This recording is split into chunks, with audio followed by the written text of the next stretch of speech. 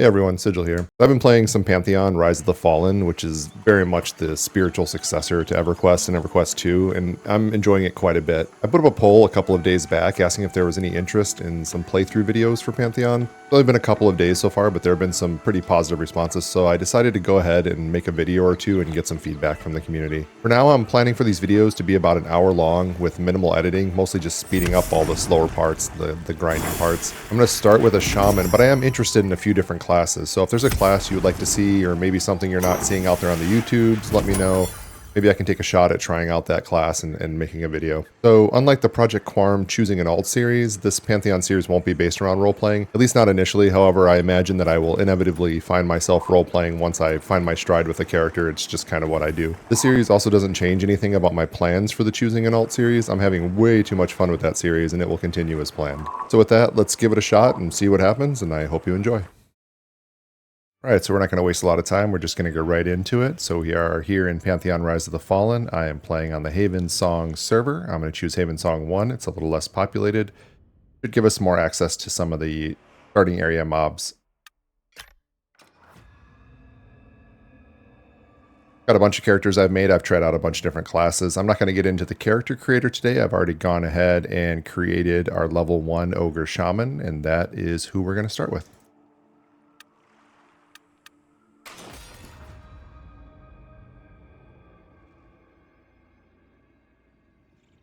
Alright, so here we are inside of our starting cave. So the ogres and the dark mirror, the two evil races, they start inside of this very dark, dank cave packed full of mobs and things to fight. This is a temporary starting zone for these races because their areas are not in the world yet, so they'll be on a separate continent or separate zones. They'll have their own starting zone, their own starting city, their own culture. None of that is in the game yet. So right now, these races just start in this cave. Since it is a temporary starting zone, it's unfortunate, but they don't get any quests or anything like that down here. So it is just grinding out till about level 5. That will give us enough strength to make it past some of the things we need to make it past to get out of the cave and into the world. Once we're out in the world, we are right near the human starting city, and right now there are no real faction issues within the world, so we'll be able to just run to the human starting city. It's actually the human and dwarf starting city right now, and we can start picking up quests once we get into there. If you were to play a human or a dwarf or an elf or a halfling, you could immediately start some of the questing because you are in your city is available and more populated with the quest givers and with the trade skill folks. So we do have a little bit of a downside right now of being an ogre or a dark mirror, but not really a big deal. You can see here they start me next to Luminary Kagokar, who has Shaman Scrolls, and you'll find that all the classes that the evil races can be will have this is effectively your class trainer. They'll have them through and throughout the cave network here. This guy also acts as a place to sell, so when we fill up our inventory, we will be able to come here and clear out some of that by selling to him, and we'll get loot from a lot of these little creatures. So you can see we have 10 slots in our inventory here. Plus we have 1 bag, so we have 10 additional slots, and they'll fill up pretty quickly for us. Looking at the setup initially here, we have only a couple of things on our bars to start. First one here is Serpent Strike, which looks like it is a direct damage, free to cast spell. So a lot of classes get some kind of free to cast ability that makes combat feel a little better. You always have, that ability has a short cooldown before you can use it again, but at least you always have something you can use, even if you're low on mana or low on resources. It also makes lower level combat feel pretty good. Then we have auto attack. So in addition to those, we start with a couple of scrolls in our inventory. All classes will start with some scrolls that have a couple more abilities for you to start with at level 1. For example, here we have Mantle of Mist, which is looks like it is a heal over time spell. So we'll go ahead and right-click that, and we will learn the scroll.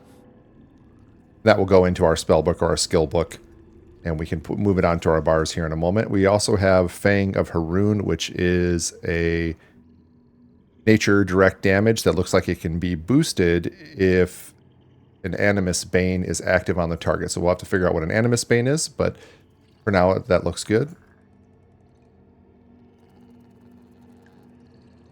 Also, just going through the rest of our inventory, we have some food and some drink. what these, you have these two bars here showing that you have hunger and thirst bars, and you want to keep them full. That's what you use the food and drink here for, is to keep them full. Now, in my limited playtime, I haven't actually let these deplete fully, so I don't know what the detriment is yet, but maybe we'll get around to testing that out at some point. I've played several characters up to level 4, level 5, and I have yet to use more than maybe 1 or 2 food here. In fact, with my monk, I do a lot of just running around all over the place, which seems to use up more of this resource, and I still have barely used any food. So the starter food and drink does last quite a long time. I don't know if that's going to stay true as we move through phases of the development. Additionally, we have a mysterious letter, very similar to EverQuest. If you've played EverQuest, you know every class starts with some kind of letter you need to turn in to some kind of class master or guild master. This is the same idea, kind of, except for in this case, it's actually a trade skill letter, and everybody gets the same one for right now. So right now, tell me to find this guy near the well in the center of the village in Avelia, and he'll explain more. It's signed Foreman Aldius. So anybody for the evil races and for humans and dwarves, they'll get this Foreman Aldius near the well. For the elves and the halflings right now, they get a different letter for the elven city. I'm going to go ahead and accept this quest, even though we won't be able to do it until level 5-ish when we get out of the cave system here. Okay, so we did learn those 2 skills, but you can see they're not on the bar yet. So if I go look in my skill book or spell book, they are now available here, and they are at level 1. So Serpent Strike, we already have on the bar. Mantle of Mist, if I right-click it, it will drop into my skills bar. And these 3 bars are populated by different types of abilities. Not sure. It says, so yeah, so this is a shaman technique. So techniques go into this bar, and I can only ever have 4 techniques ready at a time. This is a skill that dropped into my skill bar. This looks like it's also a skill. So when I click this one, it drops into the skill bar. So as we get more abilities, as we level up, you'll see that they'll drop into one of these 3 bars. And eventually these will fill up, and we will need to make a choice. What skills, abilities, and all those things. What we have out at any given time, we'll have to choose based on the situation that we're trying to, the problem that we're trying to solve, or what the group needs, or we're fighting undead, we'll want undead-based spells, things like that. So there are some decisions to make based on that limited, you have a limited number of skills you can have out on your bar. So once we level up, when we get to level 2, we'll come back and look at this guy, and I'll show you what it looks like picking up more skill scrolls and how that works. We'll also go find, there's going to be another guy that sells trait increase. So at level 5, you get a stat boost. Every 5 levels, you get a stat boost, and I'll show you what that looks like as well. For now, we're going to start killing. So what we're going to want to do is probably pull with our direct damage spell, keep the hot on ourselves as needed, use our free attack as often as we can, and we will auto attack with our spear. You do start off with just some basic equipment, a shirt, some pants, some shoes, and then most people start off with a torch in their offhand to give some lighting, and the lighting is very dynamic, and then some kind of weapon. It has a con system similar to EverQuest, so I con this guy. He's a white con, which means he's equal level.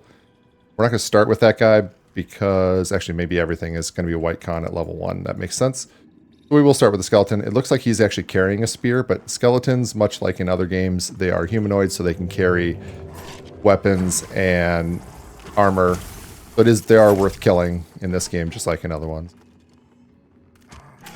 And at low levels, you have to be careful. You'll die quicker than you think, so I'm going to keep an eye on my health bar over here. I can see I'm fighting the skeleton right here. And every time this ability comes up, I'm going to want to use it and work him down. Right-click to loot, and I can see all the things that the skeleton has. So the skeletons will always have some coins, like he has some bone fragments, and he has a rusted short spear, which is likely the same weapon I'm using. So I have a brittle short spear, 3 physical damage, 2.9 delay. And he dropped 3 physical damage, 2.9 delay. So they're effectively the same weapon. So no upgrade for us there, unfortunately. With that, I'm going to start grinding out to get to level 2, and then I will show you what it looks like to buy new skills. You can see this large stone snake here. I just conned him, and he's a kind of an orange. That's kind of between yellow, which is higher level than me, and red, which is much higher level than me. There's a step in there that's kind of an orangey yellow. I don't want to mess with that guy yet. He will likely tear me up. So we'll stick with things we can handle.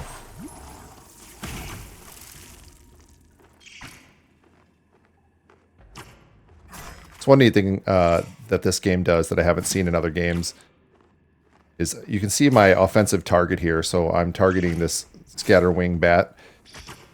They also have what they call a defensive target here, which if I target myself, I can see that I am the defensive target. So I can set this to any allied target.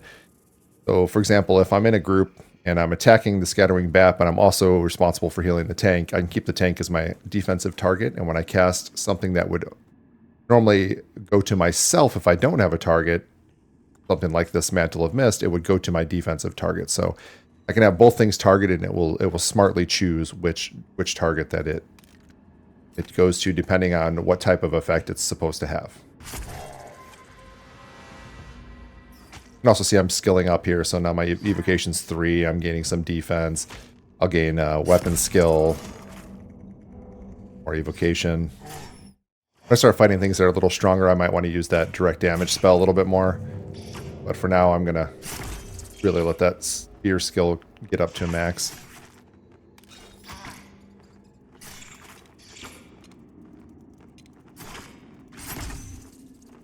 You can see your skills here and what their maximum level can be and what they currently are. So for example, spear, I'm at 4 of 6. Once I get up to 6, that's going to be max for my level.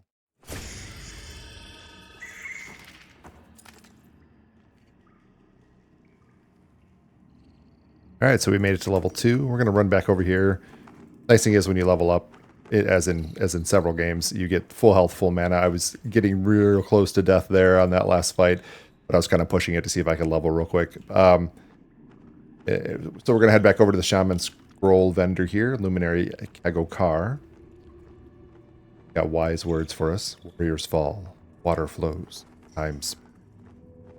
Looking at what he has to sell, I already have the level 1 Mantle of Mist. I already have the level 1 Fang of Haroon. We're looking at level 2, which is Grip of Shale. So this looks like it's a group Fortitude of Stone buff, which gives us strength and stamina for 45 minutes. That's awesome. We're going to get a little buff. Fortunately, if I try to buy it right now, I actually don't have any money. So what I need to do first is sell off the things I have looted so far. And I'm going to sell everything except my food. There are some things that are worth keeping to trade to other players or to use in your own trade skilling. For the moment, I'm just going to dump all of it to get some money for spells. I just alt right click while I'm inside of a vendor here, and that puts it in sell mode. I'm just going to run through it. That gave me 2 silver, 46 copper, which is going to be enough to pick up our Grip of Shale, and then the next thing is going to be at level 3. So this for now. Exit out of the vendor. And we just learn it from the inventory just like we did the original couple of spells. Go into our book, and the Grip of Shale is now here. I'll right click on that, and it moves down in our second bar.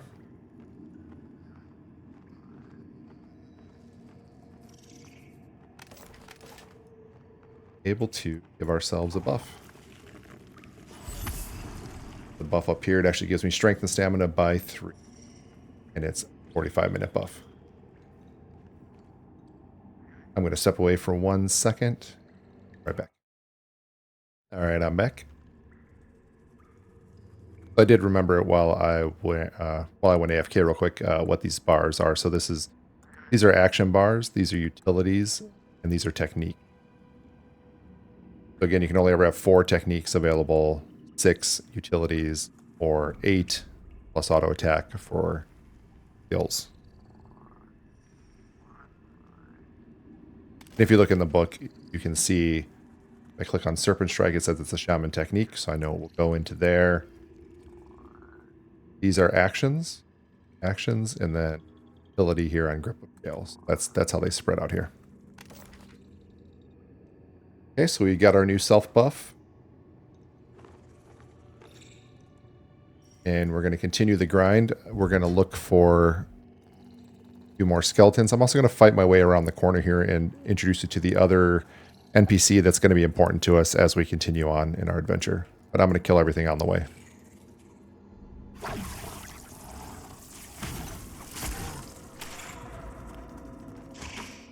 Once we do get out there and we get to the human starting city of Aelia, and we turn in that initial quest to the gentleman at the well, we will get a bunch of quests and a bunch of tools to do gathering and other trade skills. And things like this bat and the rats, the rodents that we were killing, we will be able to skin those and use their hides to trade with other players or to do some crafting of our own.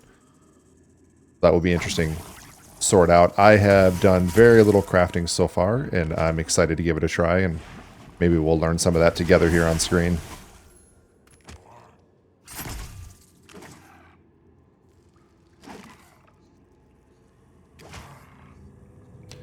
What I'm hoping to do on this first video is get us up to level 5 and out of the cave here, or at least come close. Oh, I attacked that snake that I was worried about. I'm going to go ahead and put a self-heal on me. Use a little bit of my mana to nuke him.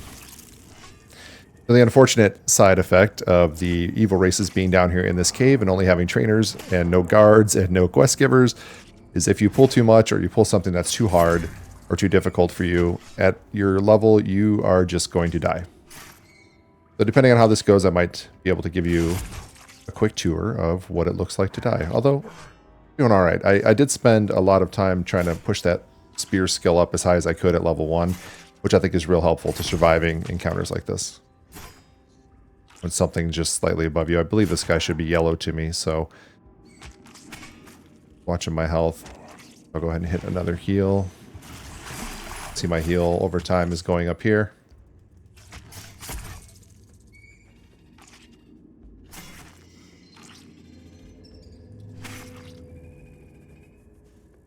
Yeah, getting those melee skills up as early as possible is very helpful with these low-level mobs.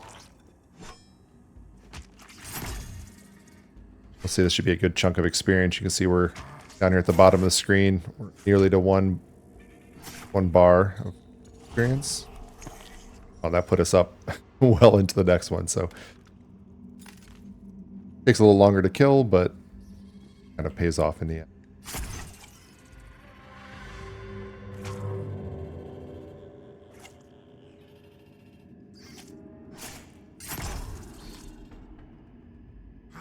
We'll kill this one, and then we'll run over and look at the Seer Ariva, who you can see in the background there. We'll look at what that person sells.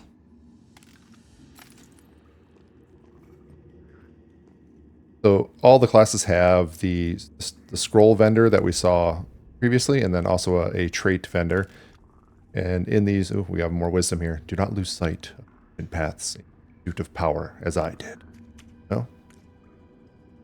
Lost sight. So you'll see there's trait Shaman 5, Shaman 10. So there's traits at every 5 levels. And what these are going to give us is a stat boost. So in our case, it's going to give us 1 wisdom. Depending on your class, it'll give you the best stat for your class. You'll just get a boost. During character creation, you do get to place a couple of points on your character. And you can see your stats here. Ogres are inherently strong. And I also have a stamina and strength buff running. But most of my points went into wisdom here to boost up all of my spell abilities as a shaman. I'm going to go ahead and I think speed us through the grind up to level 3, and then we'll look at the new spell we get, which, if I saw that correctly, it looks like it may modify our Fang of Haroon, and we'll try those out together and see if we come up with kind of a new attack sequence. For now, I'm mostly going to push just melee through the spear and use the spells as needed, along with my new buffs. All right, so here's something interesting that this game does a little bit differently too. You have a stamina bar that accounts for 3 different things that you can do. So if I jump, you can see this little stamina bar next to my character here will deplete just a little bit. So I have a limited number of times I can actually jump before I run that thing out. Additionally, if you hold down shift, you can sprint, and that will deplete your stamina bar. If you run long enough that it depletes fully while you're sprinting, you will actually get a debuff that says exhausted that will slow you down further. So you always want to kind of let it go right before it's emptied. Otherwise, you end up at this exhausted condition. So you can see you're unable to sprint or climb until endurance is fully regenerated. I guess it doesn't slow you down, but it prevents you from sprinting or climbing, which I'll show you in a moment, until it's fully regenerated. So you can't use it partially. So if I just let it go down partially and I let it go, I can use it again right away. If I stop right before it's empty, I can let go and let it start filling back up. But if it depletes all the way, then it has to fully regenerate before I can even use it again to run. So climbing, this is what's interesting about this game. So you can grab onto a wall and you can climb up a wall, which in here isn't going to do much for us. There's not a lot of places to climb to, although we can even use it just to get up smaller embankments if needed. But outside, we'll find that it's very useful to get to some harder to reach places or where there might be mining nodes and things like that. They're pretty neat. So you get your stamina bar, using for sprint, run a little faster, some jumping, and some climbing. All right, back to the grind.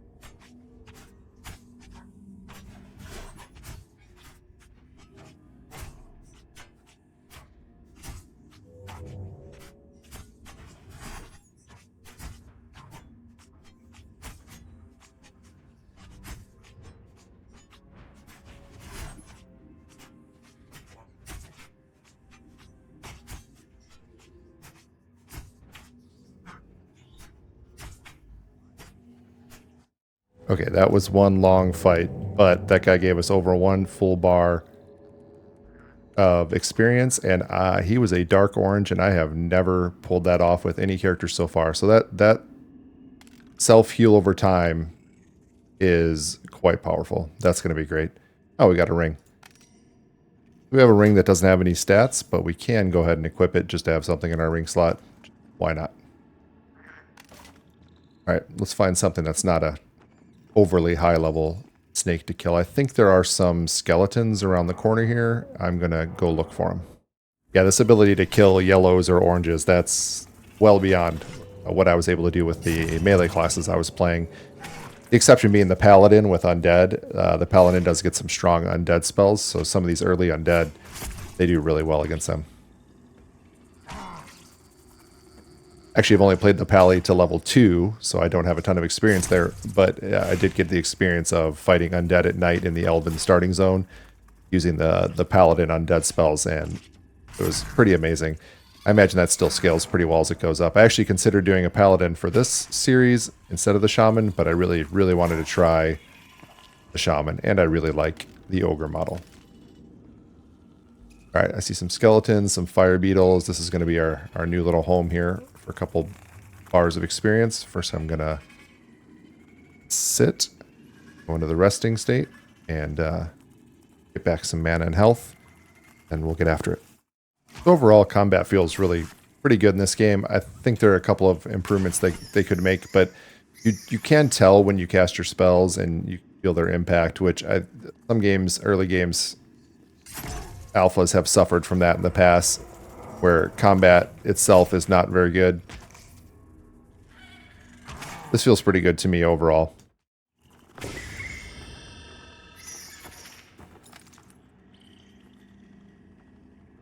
Alright, so we made level 3. So we will do kind of what we did with level 2 and head back over here to Luminary Kagokar. We are going to sell off our inventory. So again, I'm just selling everything at this point. It is worth later looking into saving some for trading with other players or for your own trade skills. But we'll deal with that once we're outside of our Ogre Cave and get out there into town. We are level 3 now. We're going to look at the level 3 scroll, which is Grip of Shale. So it deals minor poison damage and poisons the target, dealing poison damage over time. So it does an initial damage hit, puts poison condition on the target, and then does some damage over time. Now what's neat about that, we'll go ahead and buy it. What's neat about that is if you look at our Fang of Haroon, it says deals minor nature damage to the target, but it deals 50% more damage if the target is poisoned. So these two spells will work together for us. So it's going to give us kind of an attack sequence we can now use. So I'm going to exit out of the vendor. I will go ahead and use that scroll. And you always want to check, some classes at different levels get multiple abilities. You do want to check that you don't have more than one. Also, though on the initial early access, all of these were in order by level, they've done some adjustments, especially in the lower levels, of swapping them around, and they didn't change the order on the vendor. So sometimes you might want to look down a little ways. It's real quick to look. If you see that there's red writing on it, that means you either already know it or you can't learn it, so you can pretty quickly scan through. All right, so we did learn. I'm just going to look and see what else came in. Serpent Strike's already on our bar. We have Mantle of Mist. We have the Fang of Haroon. Grip of Shale is our self buff, and then we just got Strike of the Snake. Now, as you skill up with your abilities, your casting abilities and your weapon abilities, you will occasionally get a new skill that you get just because you reach a threshold. So let's say you need 10 skill to get some ability. You will get that ability automatically in your book when you reach that skill threshold. Every once in a while, it's worthwhile checking if you've missed at all. If something appeared in your spell book, then you want to add it to your bar.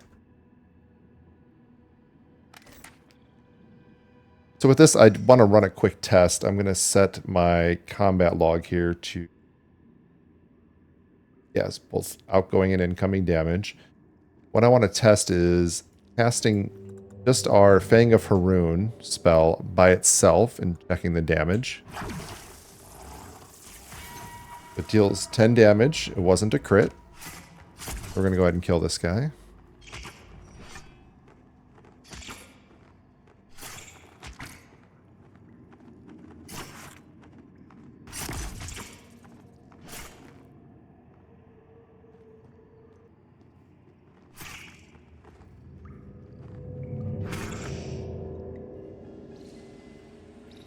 Okay, so what we're going to do is we're going to find ourselves another skitterling here.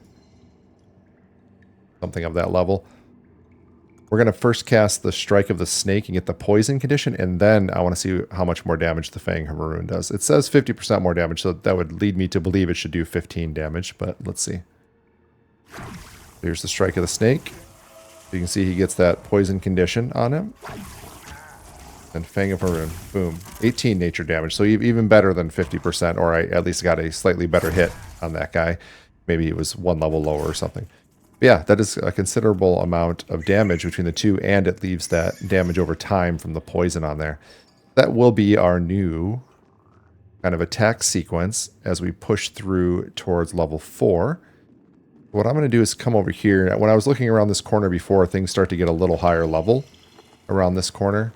And you can see some of the things like the fire beetles, now they're equal level, but they were higher level.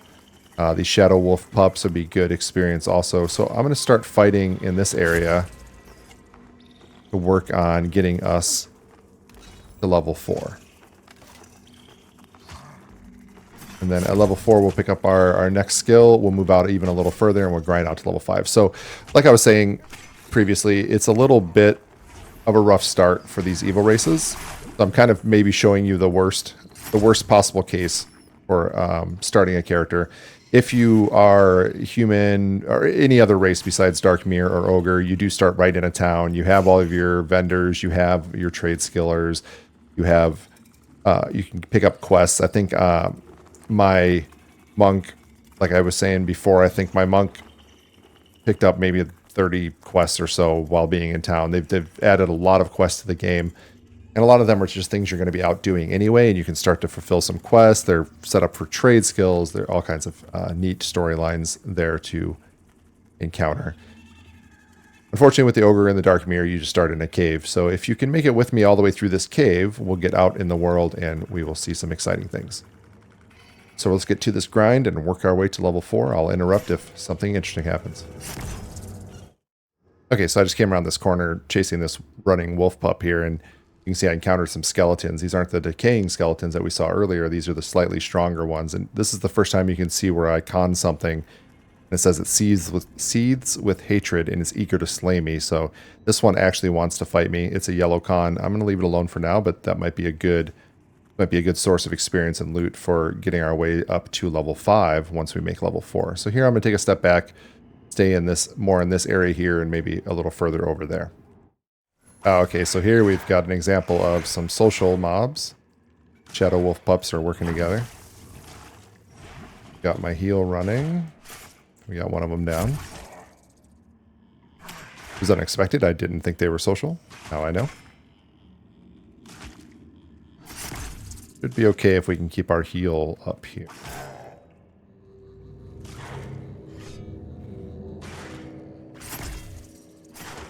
Definitely caught me a little bit off guard, though. I wasn't expecting to have that second one run in and start chewing on me.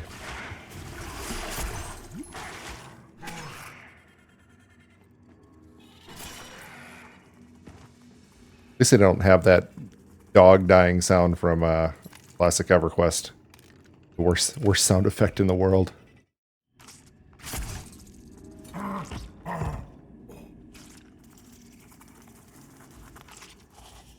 Well, there we go. You see what happens when I stop paying attention and I'm just thinking about the next couple of kills I need to level. You'll see here I am near death. I'm not fully dead. But unfortunately, there's not much I can do. There's no one here to heal me or save me because I managed to kill the snake at the same time that he killed me. So when you go down, you don't immediately die necessarily, and you do have a chance to be raised up by an outside heal or someone saving you. And you can move around a little bit, although I haven't found that very helpful at all. So you get to see what happens when I die here. So it just asked me to release. Now, if someone has a res, a few different classes have res. In fact, we will have one, I believe, eventually as Shaman. And they could res my corpse, and I would pop up wherever they res me. In this case, I'm going to release. Now it's going to put me right over in front of Luminary Kagokar here because that was my starting point. So this is technically my bind point right now. As we travel through the world, we'll encounter bind stones. So bind stones you can just go up to and anybody can interact with it. And that becomes your new bind point, your new home point. So if you die, you would go back there. So they're scattered throughout the world. There's definitely one really close to the human city once we make our way out there, and we will rebind over there near the monk guild, and that will be our new home. So you're always going to want to try to bind in the area that you're going to be fighting, and they're very recognizable, so they're pretty difficult to miss. So I think that's a really cool idea, so anybody can bind at a bind stone. I don't believe casters have the ability to bind themselves separately. I think everybody has to use the bind stone. But we will see more of that as we get out into the world. For now, let's see if I can finish out this level 4 run without getting myself killed again.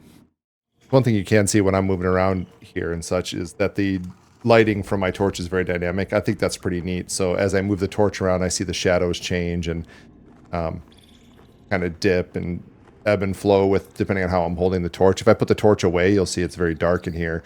And there are some lit up areas from the mushrooms over there and such, and the fire beetles, but generally I'm going to want to have this torch out either at night or here in the dark cave. I do feel like there are some lighting issues in the game. Some buildings that you go into and such, if they're not in direct sunlight, even though it feels like they should be kind of ambiently lit, you'll get the kind of the full darkness effect in there. I haven't looked to see if that's on their list of issues they're working on, but I think that's definitely one that they're gonna have to fix.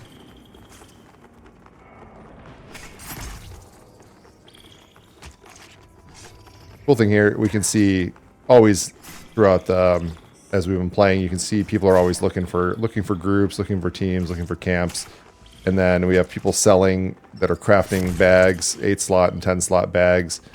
They're selling them to other players, which is really great. So the vendors you can buy 10-slot bags. He's selling 8 slots, but a lot of people will sell the 10-slot bags for 10 silver. And though you can buy those from the vendor, they're almost 3 times as more expensive than that. So it's a really good deal to get these from players. I've been able to usually get some 10-slot bags at least 1 or 2 for around 8 to 10 silver on my other characters.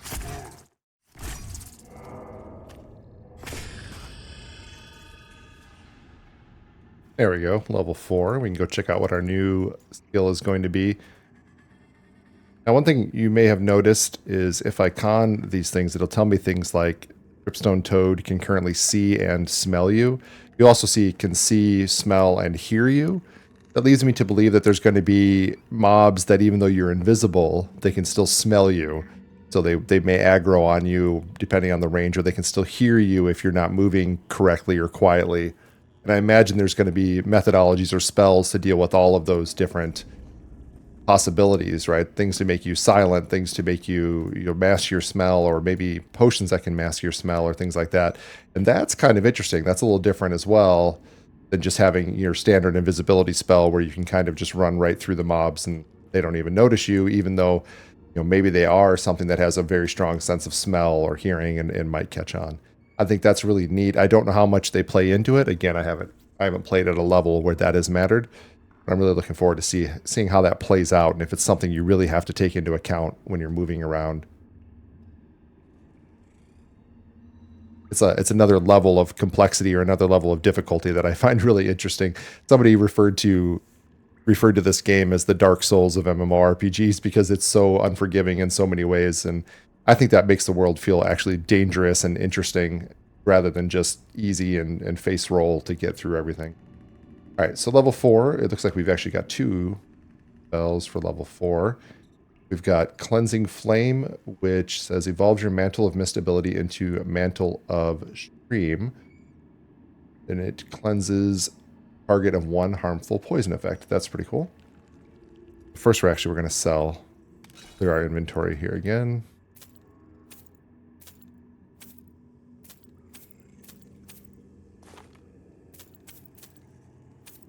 Okay, we're at 4.8 silver. And costs us 1 silver a piece. Or almost 2 silver a piece. So actually, we're going to use up almost all of our silver to get these spells, but see what we got here.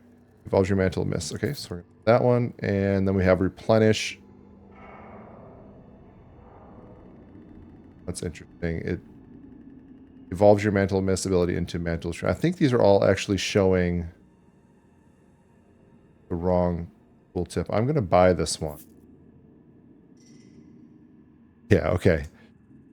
So the use was incorrect, but what they do was correct. So actually, Scribe, once you use it, you can cleanse target of 1 harmful poison effect. And then here, invigorate your target with healing waters, restoring health every second for 8 seconds. So it looks like maybe another heal over time. That's interesting that up here, yeah, see now it's not doing it. Oh yeah, Scribe Cleansing Flame into your Codex, Scribe Cleansing Flame into yeah, it's kind of stuck in the description, so that's a little bit buggy. Let's exit out of this, and let's go ahead and we will memorize these, or learn these new abilities. Get them out in our bar.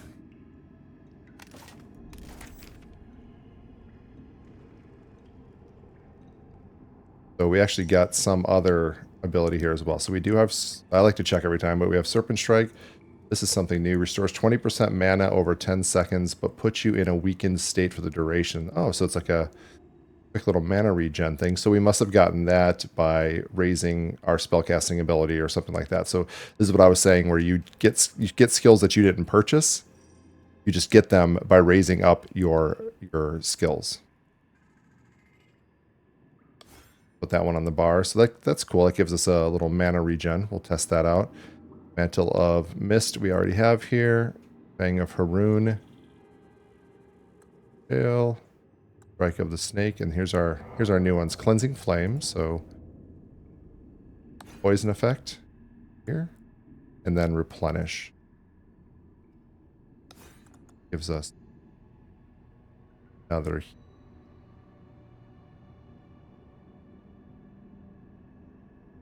healing effectiveness multiplied based on hot effects from the mantle line. Oh, so okay. So if I put this on myself, it boosts this one even greater. So those two combined give me a nice heal combo.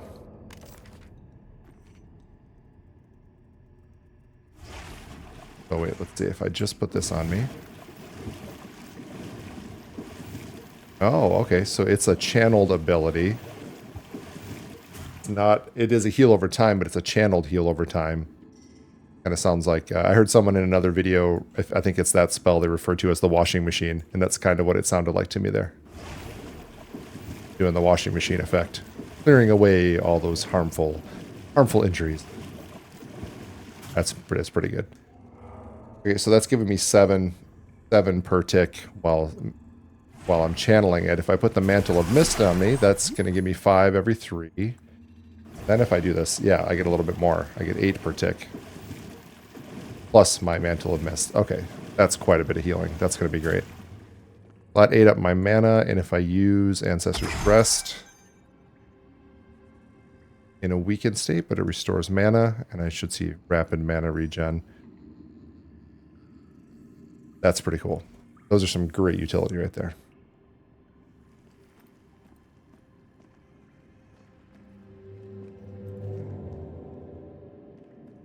All right, so the next goal is going to be the push up to almost level 5. I think I might try to make the run to the town just before level 5, although there's an advantage and disadvantage. So if I try the run at level 5, then I'm already in the range where I can lose my body. So once you get to level 5, you take an experience penalty when you die. You also drop all of your inventory except what you are actively wearing equipped. So you don't have to get new gear to go find your body or whatever. You get to keep the gear that you have equipped, but you do lose everything in your inventory. So including your bag, your food, all those things. So I would, if I make the run at level 5, there are some higher level mobs that we have to get past that can kill me. If I go at level 5, then I run the risk of losing my corpse and having to do a corpse recovery or getting some help, things like that. If I go just before, then if I die, I just end up back here and no harm, no foul, no loss because I'm still in the protected level range. The unfortunate side is at level 5, I believe you have a better chance of getting past some of the mobs we have to get past without aggroing them, just because of just being a higher level. They have a smaller aggro range, and at level 4 we might find that they just want to come over and murder me anyway. So I think it's worth testing before making level 5 to see just once if we can make it. The goal is to run past them. There are some skeletons over there that we're gonna probably have to aggro and drag with us to the town gates. If we can make it to the town gates, then the guards will take care of them and we're home free. When I did this run with Crushdom, I actually found that the first time I tried it, I died. So I made it almost to the city gates and I died. I got lucky in that case that someone came by and just rezzed me because the city's business, or the town is busy enough that someone just ran out the gate and decided to be kind and res me there. So we can also always maybe get away with counting on the kindness of others to help us out. For now, we're going to speed it up and get through some of this level and check back in if something crazy happens. Oh, I thought I might actually have a chance at that for a second. With all 3 of them attacking me, I tried my new heal spell out. It actually did really great. Unfortunately, it's a bit of a mana hog for me at this level, so it didn't quite work out how I hoped. One thing, I actually kind of wanted to come back to this guy anyway, so maybe I just took the fast way to get back here. But I wanted to look, before we do leave, I'm going to try that run just before level 5, but we are going to want to go ahead and buy the level 5 scrolls to have with us, because I don't think there is... I'm not sure if there's a shaman trainer outside or not. I think dwarves can be shamans, so likely there is a shaman trainer, but I want to make sure we have at least the level 5 scrolls with us, so even if we have to run back later to pick up level 6, that will be okay. So I just want to check the price on them, so it's looking like We have 2 of them here at 245 each. So we're going to need almost 5 silver total in order to pick them up. And we are at only 226. So we are going to need to make sure we're gathering up enough silver so that we can run out of here with those spells already in hand. Because the goal is to get out of here and then immediately make level 5, grab those spells or those skills and move on to some grouping and a bunch of questing. So it'll be pretty exciting when we get out there and get all those quests. All right, back to the grind. Well, I've just learned a lesson in the fact that fire beetles are also social. Let's see what I can do here. First one down.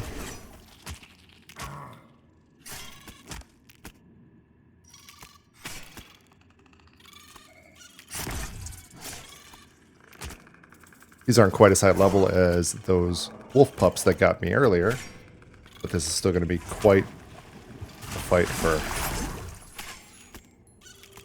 try to take on.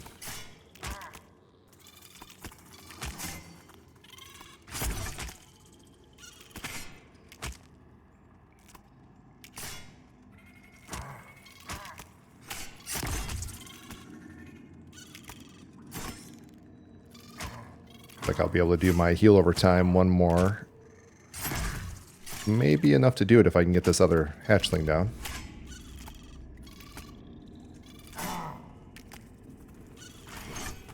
Nice. Definitely feel that getting stronger overall.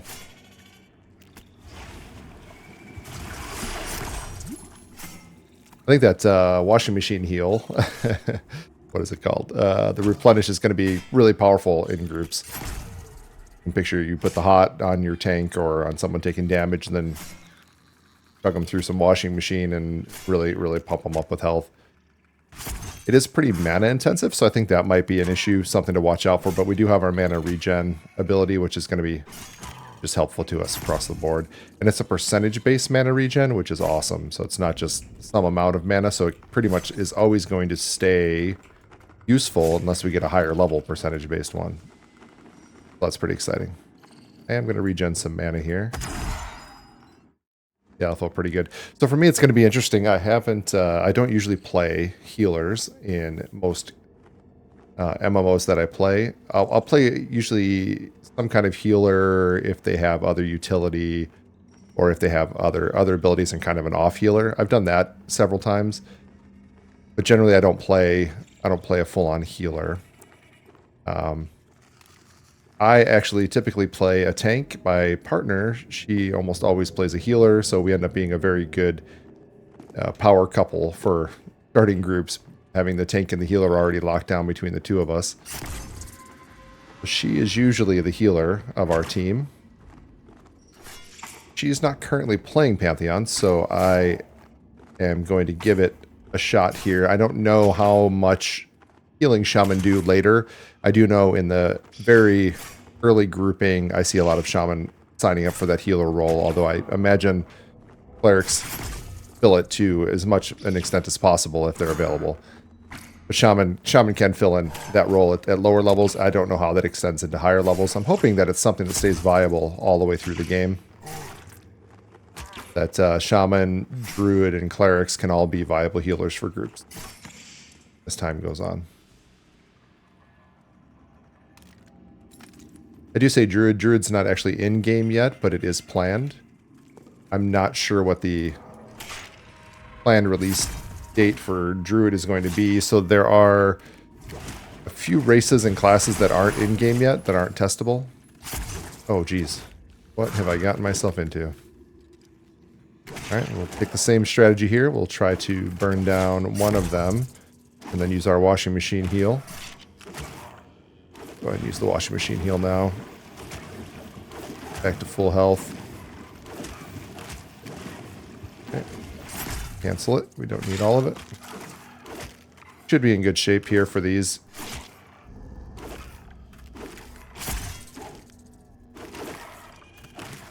Oh, another one.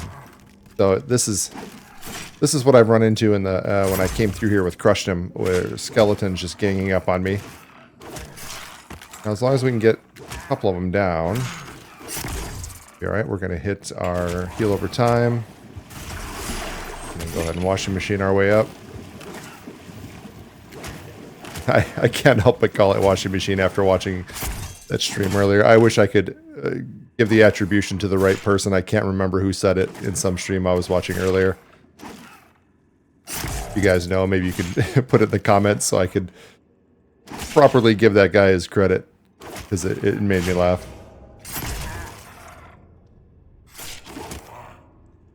I didn't realize, watching it then, I didn't realize how much I would agree with that when I'm casting the spell now. The way it does the water sloshing around you really is a washing machine type graphic. Well, I mean, this is a faster way to level if we can just keep up with the endless stream of skeletons. A bit more dangerous. Luckily there we had full mana. We were able to really keep it together.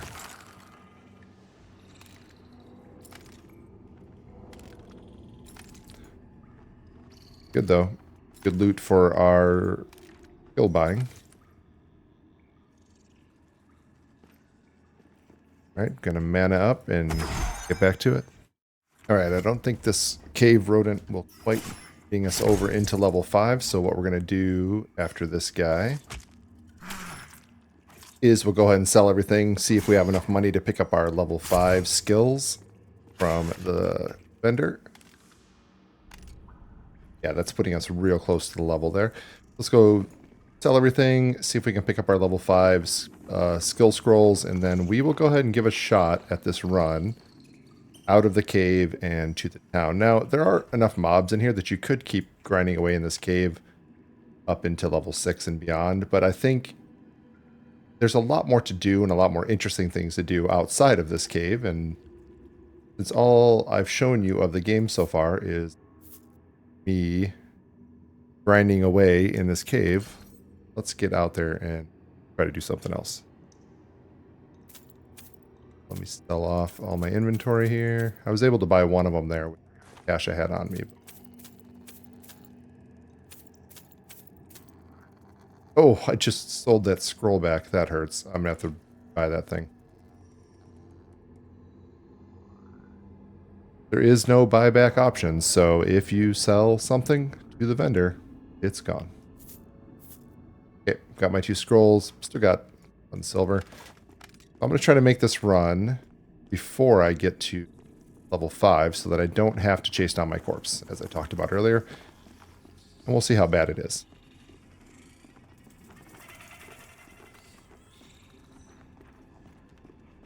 I also have to remember my way out of here. Each of the classes start in a different area. And I started over here. Oh, I can see another player there. Flag. Got a pet with him, guessing a necromancer.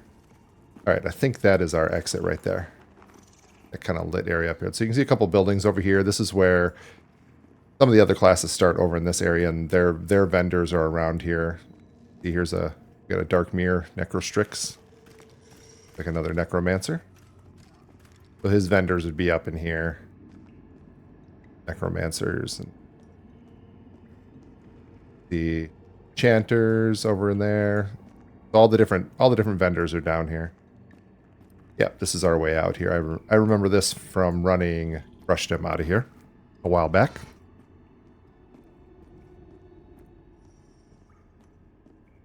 It slowly gets lighter as we move up, and then depending on whether it's nighttime or daytime, we're going to come up into a brightly lit world with grass and trees, and oh, we can breathe. I've escaped my cave. All right.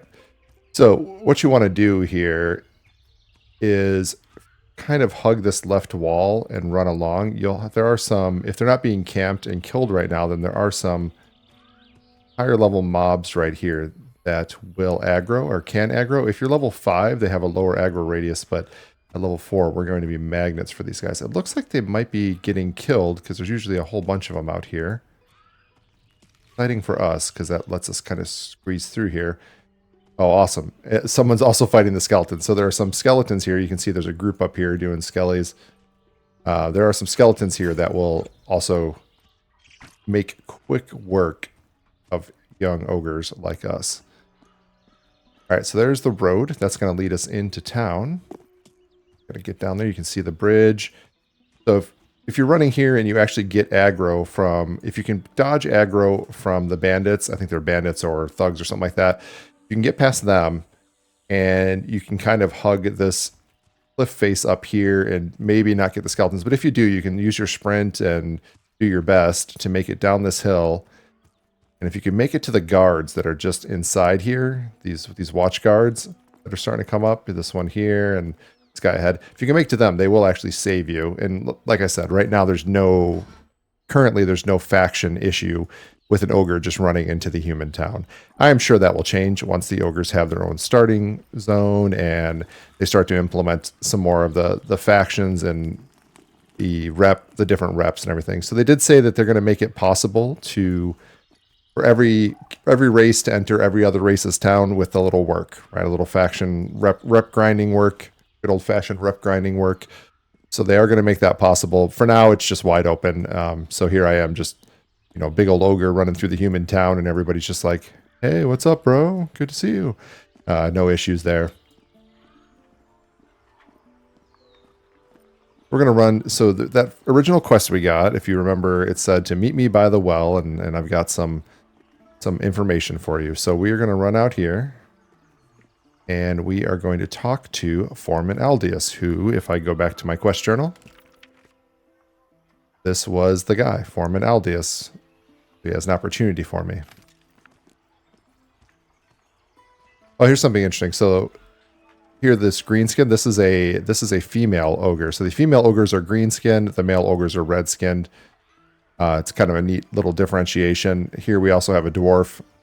Dwarves, to me, they look like they have a very similar model to the ogre, but kind of just shrunken down, and their facial features are a little bit different. It's pretty cool. Got other, a lot of people hanging around here. It's 2 a.m. West Coast time, and yet, still fairly busy. Earlier today, this place was packed full of people. All right, so we're going to talk to Foreman Aldius here. He's going to say, "You want to turn in, this quest?" I'll say, "Yep." "Oh, that's great." And he tells me he's got some more quests for me. I'm not going to read through the whole quest text there. And he gives you a bunch of tasks. So these are going to be mainly about crafting. So he gives you a learning to craft text and talks about giving 2 apprenticeship tokens, which you can then turn in to some of the trainers and train 2 trade skills. So you can only train up 2 trade skills per character. You have to be careful with these. I don't know if they fixed it yet, but if you manage to somehow destroy them or drop them, you can't get them back. I will go ahead and get my 2 crafting apprenticeship tokens. I go ahead and finish that one. Okay.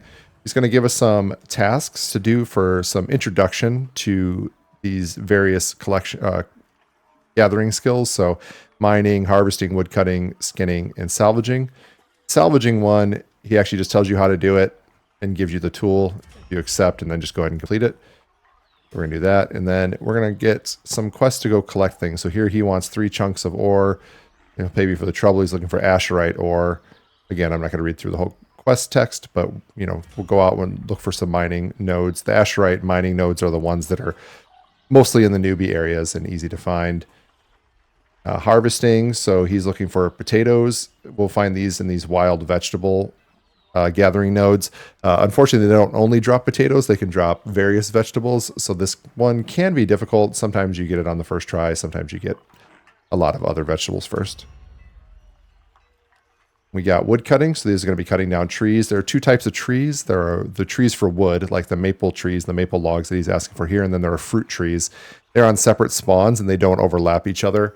Originally, they were all on the same spawn together, but what could happen is you were out gathering fruit trees, and everywhere you went, there were only maple trees, for example. There were only wood trees, and they could overtake the spawn and make things difficult. So they separated those out into their own separate spawns, so there's always an equal number of those 2 types of trees available.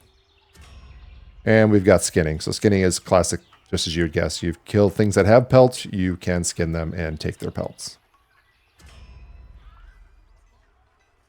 Okay, so that's everything he has for us. That's a great start. Now, there are a lot of other quests around the town here. But before I do that, I'm going to put myself in a safer condition here by running to one of those bindstones that I was talking about. And that's going to be out here by the monk starting area. Just a little bit south of the well, and the monks are kind of up on a hill to my right. We go up there, right behind the monks, there's a bindstone that we can use so that if we die, we just come back here to town.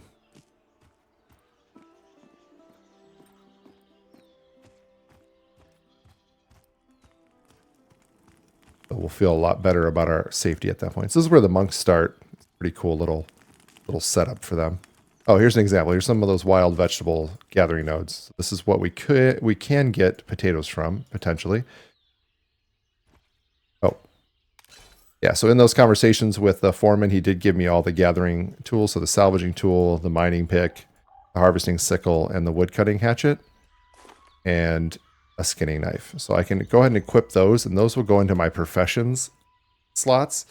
So I can upgrade all of these. I can have profession clothing and profession tools, including fishing rod, fishing spear, and various things here in my crafting gear that doesn't take up slots in my main gear. So I don't have to switch back and forth. It's just when I go to use the crafting tool, it will go ahead and use it, and I will harvest. As skill goes up in harvesting these various nodes, you will get faster at this. As you outskill some of these lower level ones. For now, it's a pretty good little amount of time it takes to harvest. So I have carrots and wild onions. So no potatoes. I did get a couple vegetables. So up here's our bindstone. You can see here's the monk starting area we ran through. Here's the bindstone, and you can see it. It's very distinct. You'll see them throughout the world. As you get closer, they have a very distinct noise coming off of them. And if you click, just ask, would you like to bind yourself here? I now feel an affinity with this location. So if I die, that's where I will bounce back to. Currently, I find fall damage in the game is pretty interesting. I think I can actually make this fall without taking damage. Oh, I actually managed to grab onto the wall. Funny. But I think even without grabbing onto the wall, I could take that fall without taking damage. I feel like there should be at least a little bit of damage from that size of a fall. Okay, I think I'm going to wrap up here for this session. What we'll do next is make our way around the town. I'll introduce you to some of the town. This is where the humans and the dwarves start right now. This is Avelia. I'll introduce you to the town. We'll pick up a whole bunch of quests.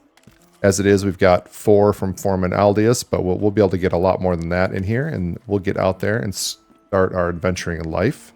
We'll go ahead and click over into level 5 and use our new scrolls that we bought as well.